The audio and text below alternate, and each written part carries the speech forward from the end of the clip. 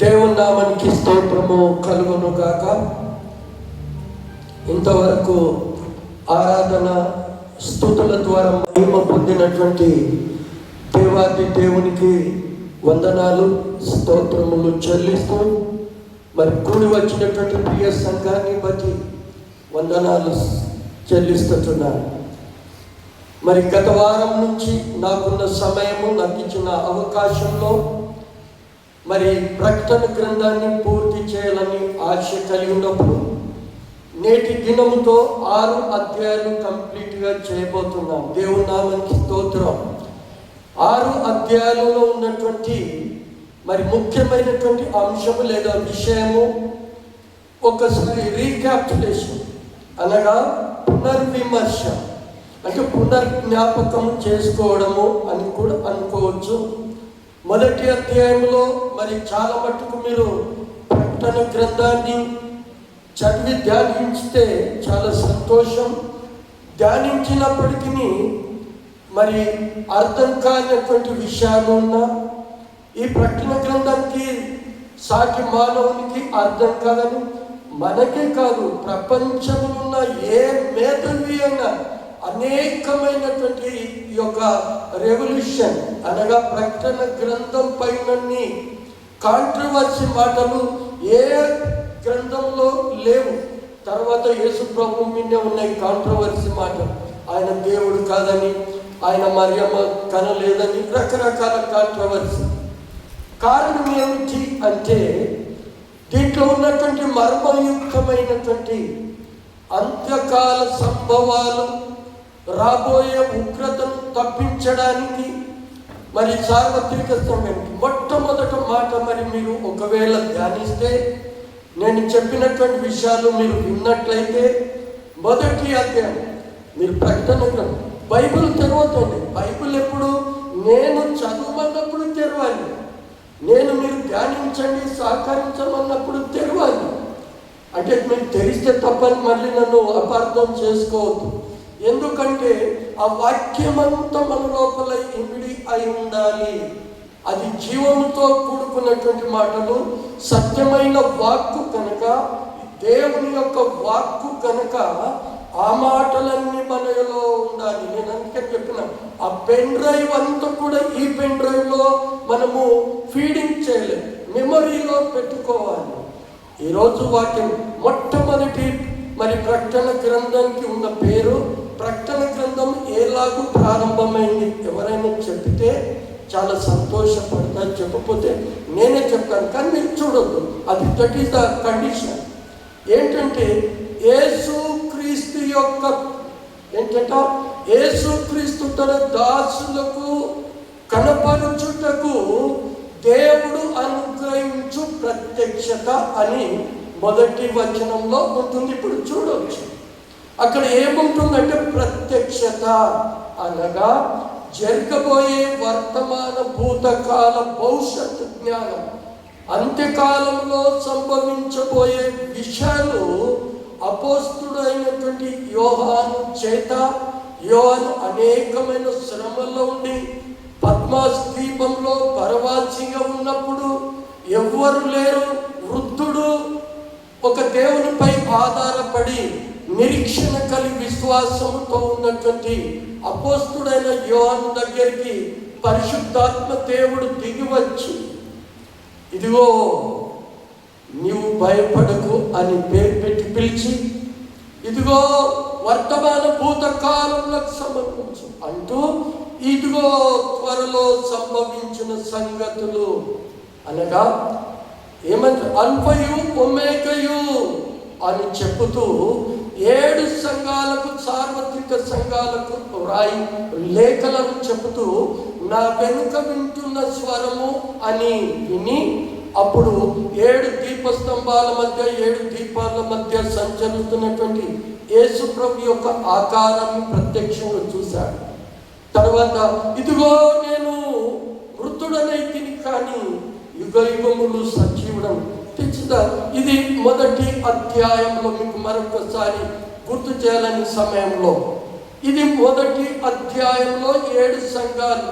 7 సంఘాలు ఎవరైనా చెప్తారంటే మళ్ళీ బైబిల్ ముగిస్తుంది. 7 సంఘాలు కంఠస్థం, కంటిన్యూ, అటు ఇటు కాకుండా లైన్గా చెప్పాలి. మరి అదే కదా న్యూ లైఫ్. క్రొత్తగా జన్మించే నికోదేముతో ఏమన్నాడు? నికోదేముతో ఏమన్నారు? ఎవరన్నారమ్మా? నికోముతో నువ్వు క్రొత్తగా జన్మించితేనే కానీ ఏంటంట మళ్ళీ నీకు ఏమీ ఆ బాప్తిస్మంలో కానీ క్రొత్తగా జన్మించాలి. నీకు రాత్రి కాల సమయంలో నికోదేముతో మాట్లాడిన దేవుడు ఈరోజు మనతో మాట్లాడబోతున్నాడు. వాక్యం ద్వారా మాట్లాడబోతున్నాడు. వాక్యం నీ లోపల ఫలించకపోతే, ఆ వాక్యమైన దేవుడు నీ లోపల లేకపోతే అనేకమైనటువంటి శ్రమలు, అనేకమైన ఇబ్బందుల్లో, అనేకమైన ప్రమాదములలో పడిపోయే ప్రమాదము ఉంటుంది. జాగ్రత్త, జాగ్రత్త. వాక్యము ఆయుష్యమైషి కాదు, ఎవరైనా చెప్పచ్చు. కానీ చెప్పే విధానంలో వ్యాఖ్యాన పద్ధతులు అంటారు.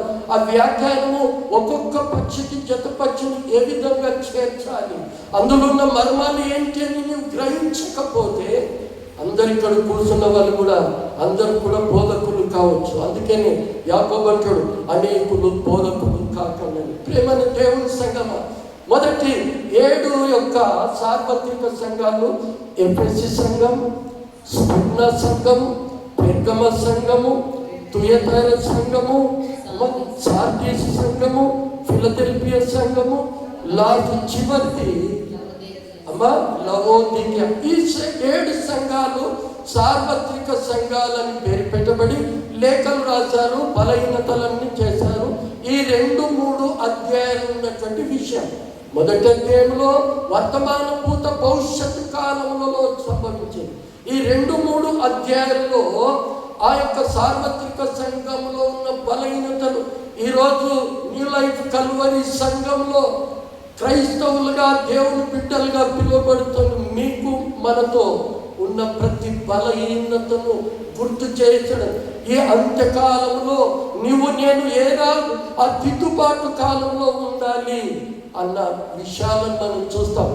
4వ అధ్యాయం వచ్చే వరకు ఏముందంటే అక్కడ 4వ అధ్యాయంలో మొదటి వచనం చెప్తారా నేనే చెప్పాలి?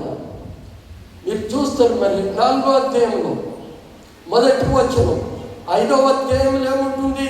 ఇదిగో లోపటును వెలుపటును ముద్ర కలిగినటువంటి 7 ముద్రలతో ముద్రింపబడిన గ్రంథము ఎవరంట? సింహాసనాసీనుడైనటువంటి దేవుని యొక్క చేతిలో ఉంది. ఆ 7 ముద్రలట వెలుపటును లోపటును ముద్ర కలిగి రాయబడ్డటువంటివి. ఇదిగో వధింపబడిన గొర్రెపిల్ల యోగ్యుడని అపోస్తుడైన యోహాను ఏడుస్తున్నాడు. చాలా మందికి ఏడుస్తారు కారణం. కానీ ఆధ్యాత్మికమైనటువంటి ప్రభు యొక్క ఆ ప్రత్యక్షత కొరకు ముద్రింపబడిన 7 ముద్రలలో ఉన్నటువంటి ఆ నిగూఢమైన సంగతులు తెలుసుకోవాలని ఇదిగో కోటాను కోట్ల 1000 మైళ్ళ దూరంలో పరలోకవాసిగా కొనిపోబడ్డటువంటి యోహాను ఇదిగో పెద్దలలో కూడా వచ్చి ఏడవకుము అన్నాడు. ఇదిగో వధింపబడిన గొర్రెపిల్ల ఇదిగో 7 ముద్రలు విప్పుటకు సమర్థుడు. 4వ అధ్యాయంలో ఆ ముద్రల గురించి ఉంది, ఆ వధింపబడిన గొర్రెపిల్ల గురించి ఉంది. 5వ అధ్యాయంలో లోపటను వెలుపటను ఆ ముద్రలు ఇప్పుకోవడానికి యోగ్యుడు. 4 జీవులు 24 పెద్దల సమక్షంలో అపోస్తుడైన యోహాను మరి పరలోక దర్శనంలో రాజ్య దర్బారులో పరవాసి అయిన ఉండడం చూశాడు. ఇది 5వ అధ్యాయం. 6వ అధ్యాయంలో వధింపబడిన గొర్రెపిల్ల 7 ముద్రలు విప్పుటకు యోగ్యుడు అని ప్రారంభిస్తాడు. మరి 7 ముద్రలో గత వారము మనము 3 ముద్రలు విప్పేది చూసినాం. మొదటి ముద్ర ఏమి విప్పాడు అమ్మా? ఒక తెల్లని గుర్రం కనిపించిందంట. మొదటి అది వెలుపల బాగా జాగ్రత్త ఉన్న మాటలు మీరు అనుసరించాలి. ఏదో ఇటు అటు కాకుండా వచనం వెంబడి వచనం మనము ప్రయాణించాలి. గనక ఆ మాటలో ఉన్నదేమిటి అనగా ఆయన మొదటి ముద్రను విప్పినప్పుడు ఇదిగో అపోస్తుడైన యోహాను చూసింది తెల్లని గుర్రము, బాణము అనగా విల్లు పట్టుకొని ప్రయాణిస్తున్న చెప్పు చెప్పుకున్నాము. అది తెల్లని గుర్రము పరిశుద్ధకు గుర్తని, పవిత్రతకు గుర్తని అనేకులు. దీనికి ఈ 6వ అధ్యాయానికి మాత్రమే మరొకసారి గుర్తు చేస్తున్నాను. 6వ అధ్యాయానికి జతపక్షి అనగా 6వ అధ్యాయానికి ఉన్నటువంటి రెఫరెన్స్ అధ్యాయాలు కూడా గత వారం చెప్పినాను. ఈ 6వ అధ్యాయానికి ప్రతి వచనానికి ఒక జతపక్షి రెఫరెన్స్ ఉంటుంది. ఎందుకు అనగా అపోస్తలులు చెప్పింది. అందుకని ఏషియా 28:13 అంటాడు, సత్యము కొంత ఇచ్చట కొంత అచ్చట. పరిశుద్ధ గ్రంథమంతా సత్యమని కాదు, బాగా జాగ్రత్త గుర్తుపెట్టుకోనండి. సత్యము అపోస్తలులు చెప్పిన మాటలు కొంత ఇచ్చటనగా అపోస్తలులు కొన్ని అధ్యాయాలు అటు ఇటు సత్యాన్ని విమర్శించారు కనుక మరి ప్రవక్త అయిన యెషయా రాసిన గ్రంథంలో ఆ విధంగా సత్యము కొంచెం ఇచ్చట అచ్చట అన్నాడు. కనుక ఈ 6వ అధ్యాయానికి జతపక్షి అనగా రెఫరెన్స్ ఏమిటనగా మత్తయి సువార్త 24వ అధ్యాయము, మార్కు సువార్త 13వ అధ్యాయము, లూకా సువార్త 21వ అధ్యాయము సేమ్ ఉంటుంది. ఈ 3 అధ్యాయాలు కూడా కలిసి ప్రభు రాకడ అంటే నేనేం చెప్పాను, 2వ రాకడని పరిశుద్ధ గ్రంథంలో ఎక్కడ లిఖించబడలేదు. నేను మరలా వస్తాను, నేను వచ్చిన తర్వాత అనే అర్థం వచ్చే మాటలు ఉన్నాయే తప్ప 2వ రాకడని మన వేదాంత పండితులు, బైబిల్ పండితులు, స్కాలర్స్ పెట్టినటువంటి నామకరణం. నేను మరలా వస్తాను, నేను తిరిగి వస్తాను, నేను వచ్చినప్పుడు చక్క పెడతాను, నేను వస్తాను అని అనేక మాటల యొక్క అర్థం ఉంది తప్ప ఈ 3 అధ్యాయాలు ప్రభు యొక్క రాకడ గురించి ముఖ్యంగా ముగ్గురు కూడా సేమ్ అదే చేశారు. ఓకే, అది 6వ అధ్యాయంలో ఉన్నటువంటి ప్రారంభము. మొదటి ముద్ర విప్పినప్పుడు తెల్లని గుర్రానికి మనము సాదృశ్యంగా చెప్పినాము. మత్తయి సువార్త 24వ అధ్యాయము 3వ వచనంలో అనేకులు ఆయన ఇక్కడ ఈ మాటలు చెప్తున్నాడు. ఇది కూడా గమనించాలి మీరు. ఈ మాటలు యేసు ప్రభు దేవాలయంలో నుండి బయలుదేరి వెళ్ళుచుండగా శిష్యులు వచ్చి, ప్రభువా ఈ దేవాలయం యొక్క రాళ్ళు కట్టడాలు చూసావా? ఏంటి శిష్యులు? యేసు ప్రభు బాగా గమనించండి. ఇది వాక్యాల పద్ధతిలో నేను బోధిస్తున్నాను, జాగ్రత్తగా ఆలోచించండి. యేసు ప్రభు దేవాలయంలో నుంచి వెళ్ళుతుండగా శిష్యులకి ఈ దేవాలయం యొక్క కట్టడాలు చూసావా? ఇది రాత్రి మీద రాత్రి నిల్చుండని కాలం వస్తుంది, నెబుకద్నెజరు వస్తాడు, పడగొడతాడు అన్నటువంటి ఆ విషయాన్ని ప్రభు చెప్పి, ప్రభు ఒలివల కొండ, ప్రభు ఆరోహణం ఎక్కడి నుంచి అయిందండి? ఒలివ కొండ మీద నుంచి ఆరోహణమైంది. ఆరోహణమైన తర్వాత కూడా 500 మంది చూశారు. ఇదిగో దూతలు అంటున్నారు, ఈ ప్రభు ఏ రీతిగా అయితే ఆకాశం ఆరోహణమైనాడో అదే రీతిగా మళ్ళీ తిరిగి ఒలివల కొండ మీద పాదము మోపబోతున్నాడు అని అపోస్తలుల కార్యం 8వ వచనంలో చూస్తాము. ప్రియమైన దేవుని పిల్లలరా, అక్కడ 3వ వచనంలో ఏముందంటే, నాకు అప్పుడున్నప్పుడు 3వ వచనం ఒకసారి ఇప్పుడు చదివి నాకు సహకరించడం. మత్తయి సువార్త 24వ అధ్యాయము 3. ఆయన ఒలీవ కొండ మీద కూర్చున్నప్పుడు శిష్యులు ఆయన యొద్దకు ఏకాంతముగా వచ్చి ఇది ఎప్పుడు జరుగును? నీ రాకడకును. 2వ ఉండండి, నీ రాకడకు సూచనలు, రాకడకు సూచనలు అన్నప్పుడు ప్రభు నోటి నుంచి వచ్చిన వాక్కు ఏమనడము? ప్రభు యేసు వారితో ఇట్లా నేను ఎవడును మిమ్మల్ని మోసపరచకుండా చూచుకొనుడి. తెల్లని గుర్రము, ఇదిగో మోసపరిచేటటువంటి అబద్ధ బోధకులు, లేకపోతే అబద్ధ ప్రవక్త, లేకపోతే ఏమంటున్నాము అమ్మా అంత్యక్రీస్తు అని అనకూడదని బైబిల్లో కూడా ఉంది. కాకపోతే అంత్య అబద్ధ క్రీస్తు అంటే చివరి అంత్యక్రీస్తు అంటే చివరి క్రీస్తు అనబడుతుంది. అంతే అబద్ధ చివరిగా వచ్చి మనలను మోసపుచ్చుతారు. నేనే దేవుణ్ణి, అద్భుతాలు చేస్తారు. ఈ ఇప్పటికీ అనేక మంది యేసు ప్రభు మేమే మేమే అని చెప్పుకున్న వాళ్ళు ఒక్కొక్కరు ఉంటారు. ఈ అంత్యకాలంలో ఇది చాలా లోతు, ఇంకా అనేకులు వస్తారు నా పేరట. అక్కడ 4వ వచనం ఉంటుంది, ఎవరితో మిమ్మల్ని మోసపరచకుండా చూచుకోనండి, అనేకులు నా పేరిట వచ్చి నేనే క్రీస్తునని చెప్పి. అనేకులు ఈ గూఢార్థం ఉన్న మొదటి అధ్యాయంలో ఎప్పుడైతే ఎన్నో ముద్రలు విప్పబడాలో మీకు అన్ని తెలవాలంటే ఇప్పుడు ఎన్ని ముద్రల గురించి? 6 ముద్రలే. ఈ 6వ ముద్ర కూడా కొన్ని శ్రమలు పొందాలి. చివరి మాటల్లో 6వ అధ్యాయంలో ఉంటుంది.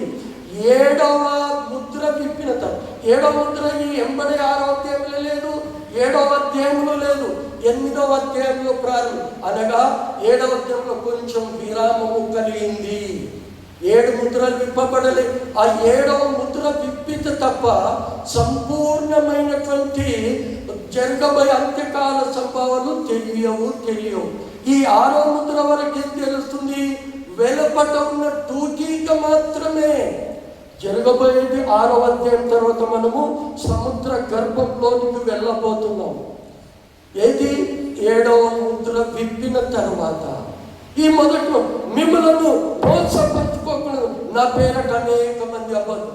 ఈయన కూడా తెల్లని గుర్రం అనగానే పరిశుద్ధులు యేసు ప్రభు అన్న అపోహపడే ఆలోచన కలుగుతుంది. ఇది మొదటి ముద్రలో ఉన్నటువంటి. 2వ ముద్రలో ఎర్రని గుర్రము ముద్ర విప్పినప్పుడు, ఇదిగో 2వ ముద్ర విప్పినప్పుడు నేను చూడగా, ఆ ముద్ర విప్పిన ఎర్రని గుర్రము, ఎర్రనిది రక్తపాతానికి సంబంధించింది. అక్కడనేమో విల్లు పట్టుకున్నాడు, బాణాలు లేవు. ప్రియమైన దేవుని సంఘం, తెల్ల గుర్రం అంటే కూడా మీకు చెప్పాను నేను 19వ అధ్యాయంలో ఆయన నోటిలో ఖడ్గమనగా వాక్యము లేదు. ఈ ఒకసారి చదువుతాము, తెల్ల గుర్రం చెప్పి 5వ గుర్రానికి వస్తాము. ఒకసారి ప్రకటన గ్రంథము 19వ అధ్యాయము 10-11 వచనాలలో తెల్లని గుర్రము అని. అందుకు నేను అతనికి నమస్కారము చేయుటకై అతని పాదముల ఎదుట సాగిలపడగా అతడు, వద్దు సుమి, నేను నీతోనూ యేసు క్రీస్తును గురించిన సాక్ష్యము చెప్పు, నీ సహోదరులతోనూ సహదాసులను 11 మరియు పరలోకము తెరవబడి ఉండుట చూచితిని. అప్పుడు ఇదిగో తెల్లని గుర్రం ఒకటి కనబడెను. దాని మీద కూర్చుండి ఉన్నవాడు నమ్మకమైన వాడును. నమ్మకం లేదు. తెల్లని గుర్రం ఎక్కాడు, కానీ బాణం ఉంది, అది విల్లుంది, బాణం లేదు. ఇక్కడ ఆయనకు ఏముందంటమ్మా? ఆయనకు తెల్లని గుర్రం ఎక్కిన వానికి నమ్మకమైన వాడు, పేరు పెట్టారు ఇక్కడ. అక్కడ పేరు లేదు. మోసం చేస్తుంది తెల్లని గుర్రం ఎక్కి వస్తున్నవాడు. నా ప్రియమైన దేవుని సంగమా, ప్రకటన గ్రంథాన్ని చాలా జాగ్రత్తగా ఆలోచించాలి. ఆచమైచిగా అనేక మాటలు కలుపుతూ పోతే మనకు అర్థం కాని పరిస్థితి. అంత్యకాలంలో తీర్పులో నీవు నేను తీర్పు అనేది ఉంటుంది. జాగ్రత్త. తీర్పు లేదని అనకూడదు. ప్రతి వాని క్రియల ప్రకారం నేను తీర్పు తీరుస్తాను. తీర్పు లేదని ఎలా ఉంటావు? ప్రియమైన దేవుడు అంటే మన యొక్క తలంతుల ప్రకారం 2 తలంతుల వానికి 2 తలంతుల, 5 తలంతుల వానికి రకరకాల మన సామర్థ్యాన్ని బట్టి మనకు తీర్పులో నిలబడతాము. అందుకని మత్తయి వార్తలో అంటాడు, వ్యర్థమైన మాటలు నీ నోటిలో నుండి రాయకు, తీర్పులో ఇవన్నీ నువ్వు నిలబడి చెప్పవలసిన అవసరం ఉంది అని 12:36 మనం చూస్తాము.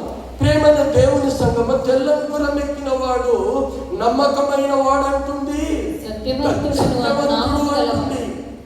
ఇంకొక మాట, సత్యవంతుడును అను నామము గలవాడు. నామం అనగా యెహోవా నామము పెట్టబడి, అందుకని అనగా దేవుని వాక్యము. ఇది తెల్లని గుర్రం అని చెప్తే మళ్ళీ 3 గుర్రాల గురించి అనగా 3 ముద్రల గురించి మనకు తెలియదు. 2వ గుర్రము యుద్ధాలు, అది 5వ మత్తయి వార్త 24 5వ అధ్యాయంలో యుద్ధములను గూర్చి, యుద్ధ సమాచారములను గూర్చి. మీరు ఇప్పటికీ జరుగుతున్నాయి కదా మరి యుద్ధాలు. ఇవి మేలు కొన్ని సూచాయ ఎత్తి వెలుపట్టున్నాయి. ఆ అన్నిటితో యుద్ధము మళ్ళీ అలాంటి యుద్ధము మళ్ళీ రాదు. అలాంటి భయంకరమైనటువంటి యుద్ధము జరగబోతుంది ఆ యుద్ధం గురించి. ఇక మూడవది వచ్చే వరకు నల్లని ఆ ముద్ర విప్పినప్పుడు నల్లని గుర్రమన్నము, అది కరువుకు మనము సాదృశ్యంగా చెప్పుకున్నాము 5వ వచనములో.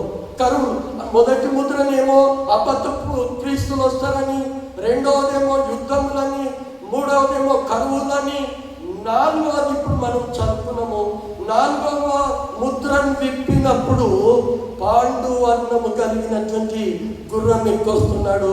ఈ ముద్రలో ఉన్నటువంటి ప్రత్యక్షత ఏమిటంటే, ఈ 3 ముద్రలో ఉన్నటువంటి ఆ కరువులు కానీ, తెగుళ్ళు కానీ, అనేకమైన యుద్ధాలు కానీ, ఈ 4 అంటే 3 ముద్రలు విప్పినటువంటి సంభవాలు, ఈ 4వ ముద్ర విప్పినప్పుడు పాండువర్ణం కలిగి గుర్రం ఎక్కేస్తున్న వారి యొక్క గుర్తు అనగా కరువులు. అక్కడ ఒకసారి 4వ ముద్ర చదవండమ్మా. ఆయన 4వ ముద్రను విప్పినప్పుడు రమ్ము అను 4వ జీవి చెప్పుట వింటిని.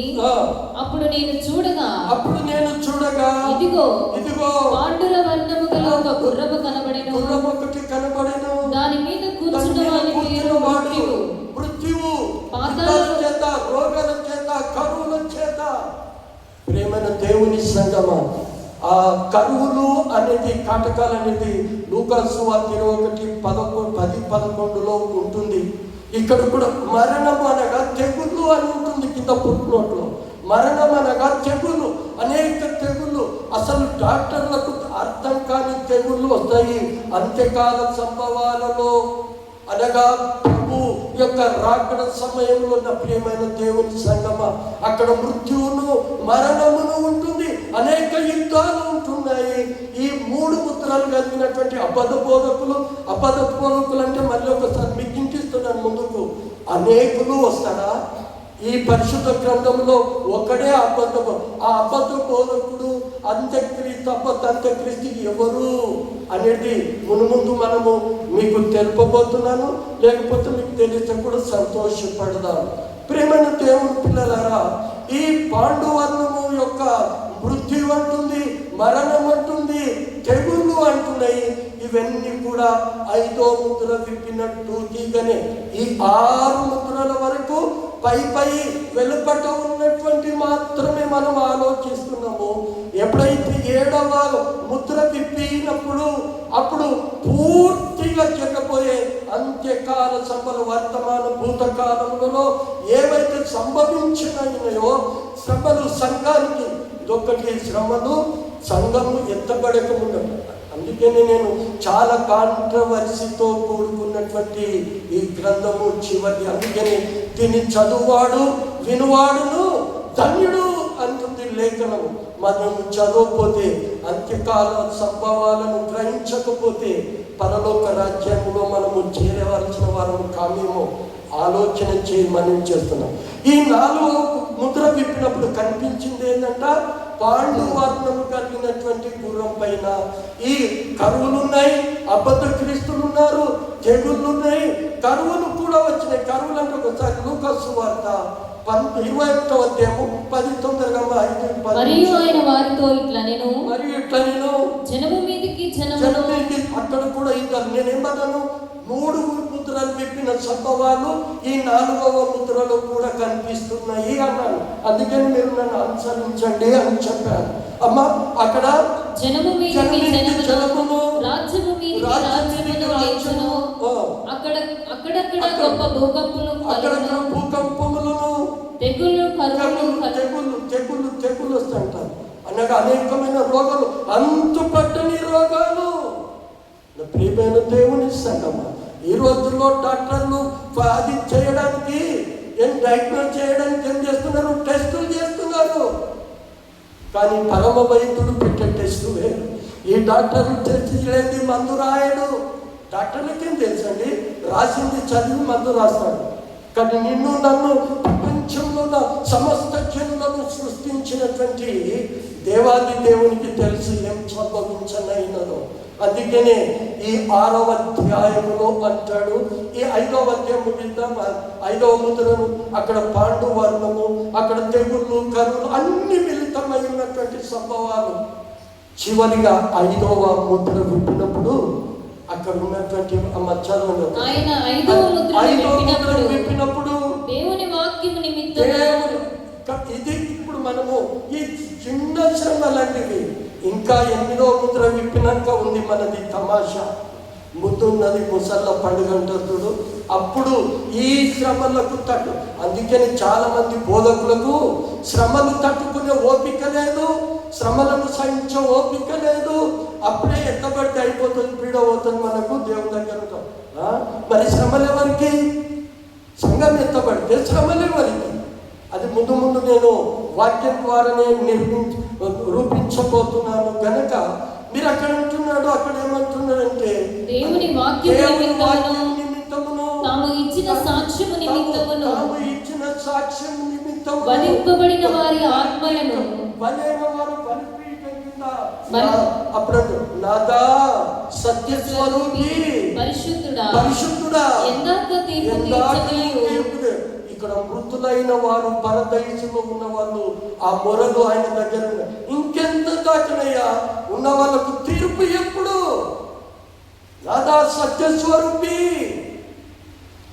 6 మత్తయి వార్త 6వ అధ్యాయము 7, 8, 9 వచనాలలో చూస్తే ఇప్పుడున్న ఈ 5, 4, 3, 2 అన్నిటి ఉన్నాయి. అక్కడ భయంకరమైనటువంటి పరిస్థితులు. అమ్మా మరియు మీరు ప్రార్థన చేయనప్పుడు నేను ప్రార్థన చేయనప్పుడు అన్యజనుల వలె వ్యర్థమైన మాటలు వంచింపవద్దు, విస్తరించి మాట్లాడుట వలన. మత్తయి వార్త 24వ అధ్యాయము 6, 7 వచనాలు. మరియు మీరు యుద్ధములను గూర్చియు యుద్ధ సమాచారములను వినబోదురు. మీరు కలవరపడకుండా చూచుకోండి. భయం వేస్తుంటారు. ఇప్పటికీ ఎవరు భయపడుతున్నారు? అంత జరుగుతుంది. కరోనా వచ్చింది, అందరూ పోయారు. అప్పుడు కూడా చాలా మంది అప్పుడు స్కైలో పడ్డప్పుడు అప్పుడు బంగారం మిగిలినారు, అయిపోయింది అన్నారు. ఇప్పుడు కరోనా వచ్చినప్పుడు అయిపోయింది అన్నారు. కానీ ఇవన్నీ జరిగేంత వరకు అబద్ధ అంతిమ క్రీస్తు సాతాను అపవాది ఆ దేవాలయము 3వసారి నిర్మించబడి బలిని నిలిపివేసి నేనే దేవుడు నన్ను పూజించండి అని పరిశుద్ధ దేవాలయంలో కూర్చున్నప్పుడు తప్ప ఈ 6, 7 ముద్రల సమము 7 బూరలు 7 పాత్రలు అప్పుడు ప్రత్యక్షం అవుతాయి. ప్రియమైన దేవుని సంగమా, అక్కడ యుద్ధ సమాచారములను గూర్చి వినబోదురు. మీరు కలవరపడకుండా చూచుకొనుడి. ఇవి జరగవలసినది కానీ అంతము వెంటనే రాదు. ఏమంటుంది లేఖనం ఏం బోధిస్తుంది? మనమేం అయిపోయింది వచ్చేస్తున్నాడు యేసుప్రభు, మేము చిన్నగా ఉన్నాం, అయిపోయింది యేసుప్రభు. అసలు లేఖనాలను పరిశోధన చేస్తున్నారా అని పెద్ద బోధకులు అండి తప్పుదో పట్టిస్తున్నారు. వాక్యంతో మనము పోల్చుకోవాలి. వాక్యం ఏం చెబుతుంది? ఇక్కడ వినబోదురు కానీ అంతము వెంటనే రాదు అంటుంది. ఓకే అమ్మా, ఇది 5. నాదా సత్యస్వరూపి పరిశుద్ధుడా. ఎందాక ఆ బలిపీఠం ఉన్న ఇప్పుడు మృతులైన వారు మొదట లేస్తారన్నాడు. అవును, అక్కడ మృతులైన వారు మొదలు పెట్టుకుంటున్నారు. అక్కడ చివరి 5వ ముద్రలో చివరి వచనం అంటాడు, ఇంకా కొంచెం కాలము విశ్రమించండి. అమ్మ చివరి వచనం చదువు. 5వ ముద్రలో చివరి వచనం అమ్మా. ఇంకొంచెం కాలము విశ్రమింపవలనని వారితో చెప్పబడి ఇంకా కొంచెం శ్రమలు కాదు, ఇది టూకీగా అని చెప్పాను. అందుకని ప్రాబ్లం టూకీగా పైది లోపలికి ఎప్పుడైతే పూర్తిగా కంప్లీట్ ఇంపబడుతుందో 7వ ముద్ర విప్పిత తప్ప జరగబోయే భయంకరమైనటువంటి శ్రమలు మనకు తెలియవు. పరిశుద్ధ గ్రంథం 6వ ముద్ర విప్పినప్పుడు ఇది ఎంబడే జరగదు. ఇది అబద్ధ క్రీస్తు రావాలి, అబద్ధ అంత్యక్రీస్తు రావాలి యెరూషలేము పట్టణానికి. అప్పుడు వచ్చి వాడు కూర్చోవాలి. ఒకసారి 2 దశలోనికీయులకు రాసిన పత్రిక 2వ అధ్యాయము 2 వచనం, నేను అంత్యక్రీస్తు అని మట్టుకొస్తాను ప్రభు. 1, 2, 3 వచనాలు. సహోదరులారా, ప్రభు దినం ఇప్పుడే వచ్చి ఉన్నట్లుగా ఆత్మ వలనైనను మాటల వలనైనను మా యొద్ద నుండి వచ్చినదని చెప్పిన ప్రతి పత్రిక వలనైనను ఎవడైనను చెప్పిన ఎడల మీరు త్వరపడి చంచల మనస్కులు కాకుండా వలననియు బెదిరకుండా వలననియు మన ప్రభువైన యేసుక్రీస్తు రాకడను బట్టి మనము ఆయన యొద్ద కూడుకొనుటను బట్టి మిమ్మల్ని వేడుకొనుచున్నాము. మొదట భ్రష్టత్వము సంభవించి సంభవింపబడి నాశనపుత్రుడకు పాప పురుషుడు బయలుపడితేనే గాని ఆ దినము రాదు. ఇన్ని లేఖనాలు ఇంత ఎప్పుడుంటే వచ్చినట్టు ఇది 6వ ముద్ర ఎప్పుడు మా శ్రమలు జరిగే సమయంలో విప్పబడుతుంది. ఈ పూర్తి 6 ముద్రల యొక్క సంపూర్ణమైన సత్యము మనకు తెలియాలంటే 7వ ముద్ర విప్పబడాలి. దేవుడు అతి కృప మనందరికీ దయచేయను కాక ప్రార్థించుకుందాం. పరిశుద్ధుడమైనటువంటి మా పరలోకపు తండ్రి, కృపగల ప్రభువా, మహోన్నతుడా, జీవం కలిగిన తండ్రి, నీకు వేలాది స్తుతి స్తోత్రములు చెల్లిస్తున్నాను. ఈ 6 ముద్రలలో ఉన్నటువంటి మరి పై మరి ప్రభువా మేము టూటీగా చెప్పుకున్నాం, కానీ మరి ప్రత్యక్షమైనటువంటి భయంకరమైనటువంటి ఆ క్రూర మృగము సముద్రంలో నుండి అబద్ధ క్రీస్తు, అంత్య అబద్ధ క్రీస్తు ఎప్పుడు వస్తాడు, ఆ మృగం పేరేంటి, ఏ ప్రాంతంలో నుంచి వస్తాడు, ఎక్కడి నుండి వస్తున్నాడు, అక్కడ జరగలేని సమయంలో ఆ ఉన్నటువంటి శ్రమలు ఏంటి అన్నిటి కూడా ప్రభువా ఇంకా లోతుల్లోకి మేము వెళ్ళబోతున్నాము. మాకు కావాల్సిన జ్ఞానము దయచేయండి. ఇంతవరకు 6 అధ్యాయాలు ఉన్నటువంటి అంశమును అతని విషయాలను తూటీగా తెలుసుకునే కృపను మాకు అనుగ్రహించినందుకు వందనాలు స్తోత్రములు చెల్లిస్తూ మా ప్రభువైన యేసుక్రీస్తు పేరట అడిగి వేడుకుంటూ ప్రార్థిస్తున్నాము తండ్రి. ఆమేన్.